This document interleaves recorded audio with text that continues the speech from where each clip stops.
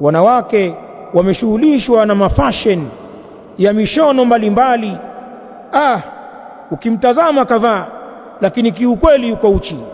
Kashonewa nguo imeuacha mgongo wake uchi, nguo ndefu inaburuta, sijui tausi wenyewe wanaita, lakini mgongo wote uko uchi, kifua chote, sehemu ya manyonyo pia unayaona. Au kashonewa nguo imemstiri huku juu vizuri, lakini kuna mpasuo unatokea huko chini mpaka nguo ya ndani unaiona.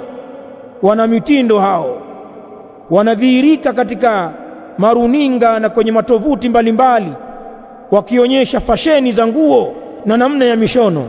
Wanawake wengi wameharibikiwa kwenye mambo haya. Sitaki hii mimi, nataka fasheni hii. Nguo za hovyo za kubana, nguo fupi, nguo za uchi. Wengine wanatembea na vyandarua humu, kavaa nguo kama chandarua chekecheke, yaonyesha kila kitu. Haya, angalia hivi vijora vya leo, vijora vyepesi, na wanavivaa wanawake bila nguo za ndani, wenyewe wanaita chukuchuku. Kijora kitupu, hajavaa nguo ya ndani, apita barabarani huku.